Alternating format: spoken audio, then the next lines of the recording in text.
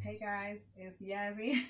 I wanted to talk to you guys today about developing black privilege. So this should be fun.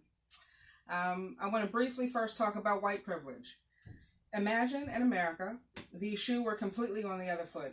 Blacks for generations thrived in America, have known it to be great, possibly inherited land, easily obtained loans, stayed home until marriage, just took the ticket and pulled off with no issues.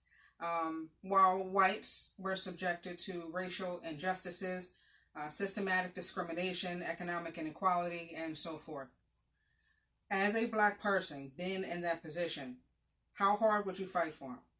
How compelled would you feel to give up a safety net that was so heavily guarded and is larger than you? Do not blame white people today for benefiting from their whiteness. Most are aware of their privilege, while others tend to believe it's better to be white than be right, and deflect the presence of this reality or its merit. Either way, black privilege is not their concern, it's ours. The second component of this is looking in the black mirror. Love thy black self. Because of generational abuse, often unspoken and as a result unresolved, some of us do not know how to love ourselves, let alone each other. Some blacks think wealth is scarce and therefore have implemented social distancing once wealth is obtained long before this pandemic hit. Some have done business with one bad seed and dismissed the entire culture as a result. We cannot afford to allow one person to dictate the level of support we provide toward the progression of the entire culture. They don't deserve that weight.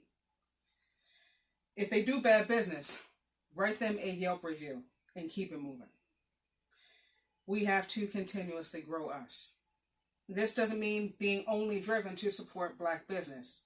I don't believe that's appropriate nor realistic most times, but when it is, do it. Mind your black business. Find pleasure in supporting someone who looks like you.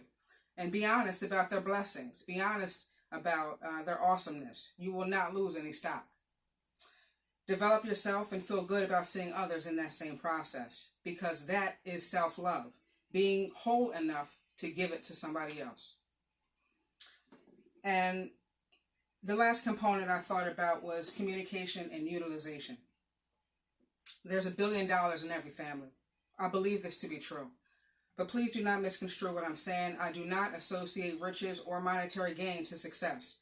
I believe success is measured by the happiness and greatness of those around you. I do believe that black people have significantly underused each other and have felt a subconscious envy that has crippled our growth. It's because of the thought of me. How do you handle someone being more or even trying to be more than what you have envisioned for them? It reveals much about you and the depths of your insecurities, if there are any. Only those threatened feel compelled to destroy.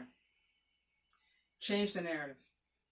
Check yourself before you undervalue a step that may one day be the leap you didn't have the faith to see.